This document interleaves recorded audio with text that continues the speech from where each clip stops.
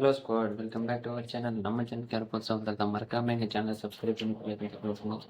அதாவது இன்னைக்கு என்ன பார்க்க போறோம்னா, விஜய் ஃபேர்வெல் எப்படி நடக்குதுன்னா, மலேசியா அது ஒரு பெரிய நாட்டுக்குள்ள தான் நடக்குது. நம்ம இந்தியாவில் அதாவது மலேசியாவில் நடக்குது. அது எப்போ நடக்குதுன்னா 27வது டிசம்பர் 2 டேஸ் ஆயிருச்சு. இந்த 2 டேஸ் தள்ளி தான் நானும் வீடியோ போஸ்ட் பண்ண போகிறேன். இந்த 8 ஹவர்ஸ் ஈவெண்ட்டில் இவர் எப்படி இருக்காரு, அதாவது இவரோட லைஃப் ஸ்டைல் என்ன, இதை பற்றி தான் பார்க்க போகிறோம். இந்த 8 ஹவர்ஸில் மக்கள் கூட இவங்க எப்படி டைம் ஸ்பெண்ட் பண்ணுறாங்க, இதை பற்றி தான் நான் இன்னைக்கு பேச போகிறோம். விஜய் வந்து மலேசியா வந்து அவங்களோட ஜனநாயகன் மூவி ஆடியோ லான்ச் வந்து இருக்குது. பெரிய பெரிய கிரியேட்டர்ஸ் ஆகட்டும், பிஸ்னஸ் மேன்ஸ் ஆகட்டும், அவங்க அப்பா அம்மா நிறைய பேர் வந்திருப்பாங்க. ஆனால் அவங்க ஃபேன் பேஸ்னா ஜாலியாக தீர்ப்பு. இந்த மூவி 1992 இந்த டைமில் கூட ஆரம்பிச்சிருப்பாங்க. இனி 1984 வந்து வெற்றின்னு ஒரு மூவி ஆரம்பிச்சிருப்பாங்க.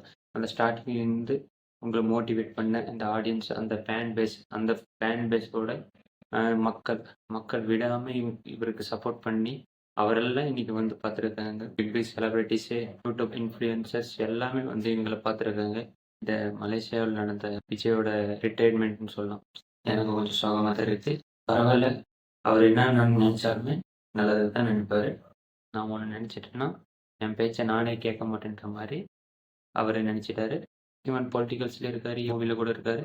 லாஸ்ட் மூவி அதாவது ஜனநாயகன் மூவிக்காக இன்னும் ரொம்ப பேர் வெயிட் பண்ணுறாங்க. அதில் நானும் ஒருத்தன் தான். நானும் ஒரு விஜய் ஃபேன் தான். அதாவது நான் இன்னும் ரொம்ப வெயிட் பண்ணுறேன், இன்னைக்குதான் ஜனநாயகன் மூவி வரும், அதை பார்க்கணும் அப்படின்னு. ஜனவரி 9th வந்து மூவி ரிலீஸ் ஆகிடும். மறக்காம எல்லாம் போய் தேட்டரில் விசிட் கொடுத்து மறக்காம பார்த்துருங்க. யாரும் ஓடிடி பிளேல பார்க்குறதுக்கு தேவையில்லை. அதாவது இவர் ரிட்டையர்மெண்ட் லைஃப்பில் வந்து எங்கன்னா அதாவது மலேசியாவில் தான் நடக்குது. அதாவது மலேசியாவில் வந்து ஒரு ஃபேர்வெல்லாக வச்சு நடத்துகிறாங்க. இதாவது நாங்களாம் படிக்கும்போது எங்களுக்கு ஃபேர்வெல்லும் பண்ணுவாங்க. அதே மாதிரி தான் இவங்களுக்கு வந்து ஃபேர்வெல்லும் நடத்துகிறாங்க. அதாவது 80,000 பேர் வந்து இந்த மலேசியாவோட ஸ்டேடியமில் அத்தனை பேர் விஜய் பார்க்கறதுக்கோஸ்கரமாக அத்தனை பேர் இருந்தாங்க. இவர் சின்ன வயசுலேருந்தே எல்லாம் மூவி 1894 இந்த ரேஞ்சிலேருந்து இவர் மூவிக்கு வந்திருக்காரு. அதாவது இப்போது 69 மூவி ஜனநாயகன் இந்த மூவியெல்லாம் நெக்ஸ்ட் வரப்போகுது. இந்த மூவி ரொம்ப கஷ்டப்பட்டிருக்காரு. அதாவது இவர் என்ன தெரியுமா, நான் மணல் வீடு கட்டுதான் ஆசைப்பட்டேன், நீங்கள் எனக்கு மாளிகை கட்டி கொடுத்துனீங்கன்னு ஒரு டைலாக் சொல்கிறாரு. இதெல்லாம் கேட்க நல்லா தான் இருக்குது. ஆனால் யாரும் இன்றைக்கும் முயற்சி செஞ்சால் தான் எதுவும் நடக்கும்.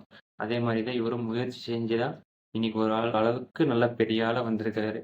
சும்மாவே யாருமே முயற்சி படாமல் யாரும் மேலே வர மாட்டாங்க. நான் கூட இங்கே முயற்சி பட்டு தான் வீடியோ போஸ்ட் பண்ணிருக்கேன். முடிஞ்ச அளவுக்கு உங்கள் ஃபேன் பேஸ் எனக்கு இருக்கட்டும், முடிஞ்ச அளவுக்கு சப்போர்ட் பண்ணுங்க. இப்போ நான் ரீசெண்டாக ஒரு வீடியோவில் கூட பேசியிருப்பேன். கரூரில் ஒரு சம்பவம் ஆச்சுன்னு. பொலிட்டீஷியன்ல இதில் நடக்கிறது தான். அதில் நடந்தது மாநாடு. நெக்ஸ்ட் இதில் விசிட் பண்ணாங்க. இல்லை திருவூரில் நடந்த ஒரு மீட்டப்பில் ஒரு பையன் வந்து கொடி காமிக்கிறான். கொடி காமிக்கும் போது என்ன திரும்ப சொல்கிறாரு, நீ கீழே இறங்கி வந்தாதான் நான் உனக்கு முத்தம் கொடுப்பேன் அப்படின்னு சொல்லியிருக்காரு. நடந்த இந்த ஆடியோ லான்ச்சில் வந்து இவர் ரொம்ப ஸ்ட்ரீம் ஆகிட்டே இருக்காரு. ஜனநாயகன் மூவியோட சாங்குக்கு இவர் வந்து டான்ஸ் பண்ணியிருக்காரு. ஈவெண்ட்டை கான்ட்ரிபியூட் பண்ணவங்க கொஸ்டின் கேட்கலாம், அவங்களாம் அரேஞ்ச்மெண்ட்ஸ் பண்ணி அந்த கொஸ்டின்ஸ்லாம் கேட்டுருந்தாங்க. அப்புறம் இந்த கத்தி மூவியில் வர ஒரு மியூசிக் இருக்கும், முறைதான்.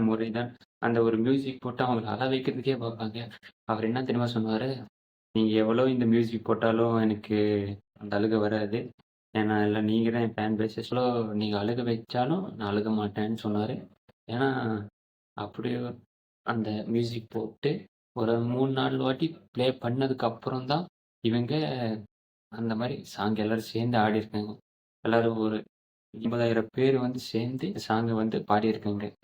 அழுவுறதுக்கு நீங்கள் வற்புறுத்தினாலுமே நான் அழுக மாட்டேன், ஏன்னா பி ஆர் ஸ்ட்ராங் அப்படின்னு சொல்லிடுறாரு. நான் நினச்ச மாதிரி தான். அதாவது எனக்கு இந்த ஒரு குட் திங் பிடிச்சிருக்கு. அவ்வளோதான். ஸ்க்ரீன் பிளேனா என்ன, மூவி இந்த மாதிரிலாம் நான் வரமாட்டேன். நான் மூவிகளாக வரமாட்டேன். இனிமேல் எனது எல்லாமே பாலிடிக்ஸ் தான். அவங்க ஃபேன் பேஸ் தான், நான் இப்படி தான் பண்ண போகிறேன்னு சொல்லியிருக்காரு. 24 வந்து மூவியில் வரும்போது கூட சொல்லியிருப்பாரு, இப்போ டைரக்டராக இருக்கலாம், பட் நான் ஒரு ஆக்டராக வருவேன்னு எனக்கு ஒரு நம்பிக்கை இருக்குது.